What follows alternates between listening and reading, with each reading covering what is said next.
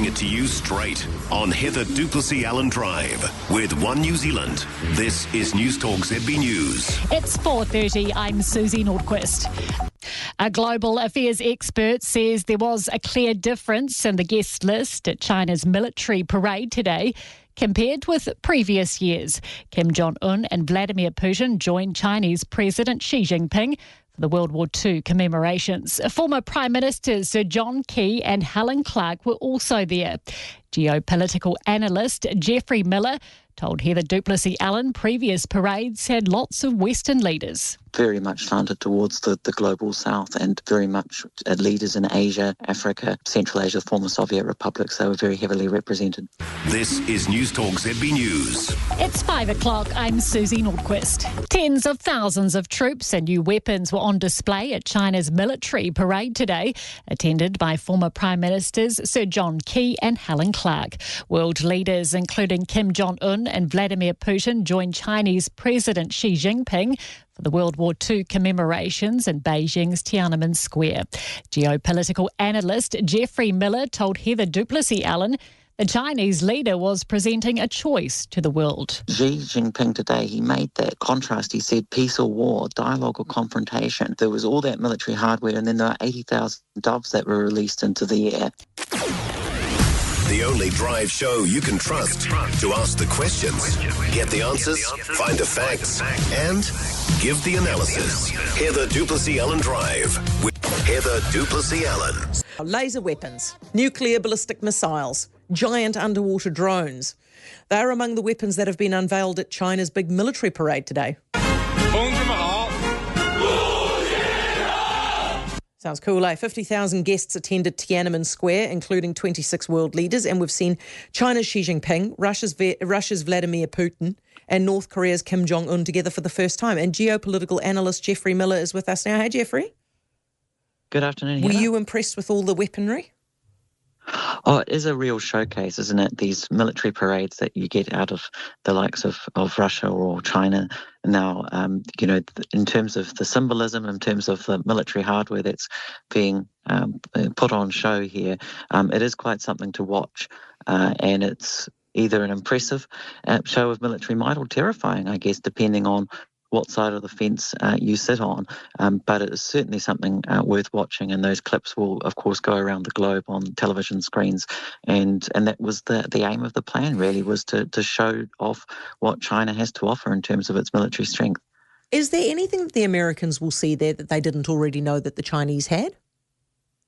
No, I doubt very much that anyone is overly surprised at what China has in the stockpile.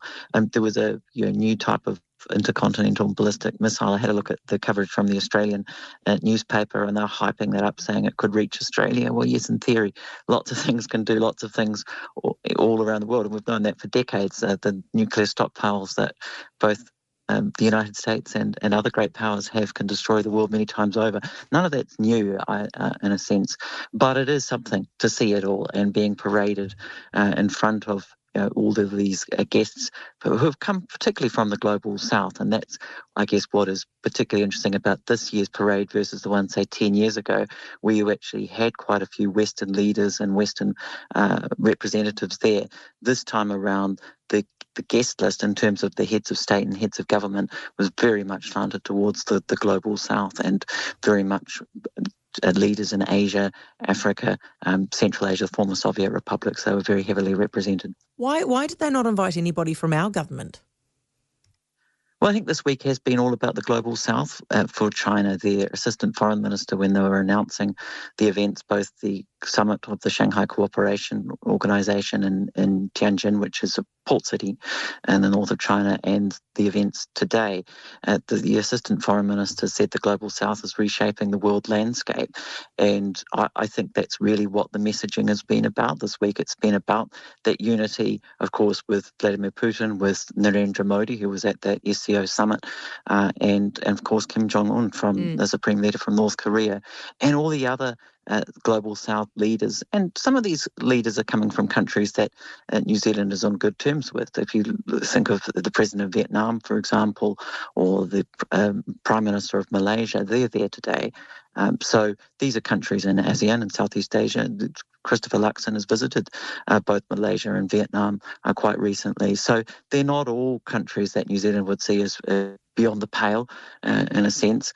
Some of them are quite good friends of ours. The world is a complex place. What I want to know is leaving, for example, Luxon and Albanese and so on off the guest list is designed to send a message, isn't it? Which is in a China-shaped world, you are not our friends. I don't know whether it's as strong or as black and white as that. So Heather. why not invite them? Why invite Kesey and Clarkey, but not Luxon? Well, would Christopher Luxon be at the top of the list for an event like this? I mean, you've only got so many seats that you can have there, and so many Jeffrey, people you can put there on the stand. Minister. He's a current Prime Minister, and then you've got two former Prime Ministers there. Surely he would eclipse them, wouldn't he?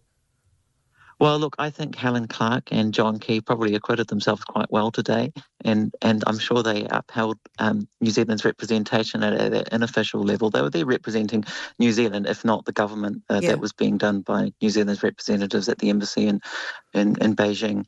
But look, I think it's really important to engage with China, and if an invitation had been sent to Christopher Luxon, I think he should have accepted it. But in the end, he wasn't. He wasn't invited. So that question didn't really need to be answered in a sense. But I think it's really important to engage. We need that dialogue and diplomacy. And Xi Jinping today, he made that contrast. He said peace or war, dialogue or confrontation. There was all that military hardware, and then there are 80,000 doves that were released into the air. He's putting out the choices there for the world, and I think in the end the world would be a lot better if we had more peace and less war. So I think in the end it's going to take everyone's efforts to achieve that. But he's showing, look, if we don't have peace, look, here's the alternative, and parading all of this military hardware past Tiananmen Square. Jeffrey, I really appreciate your expertise. Thank you. Jeffrey Miller, geopolitical analyst.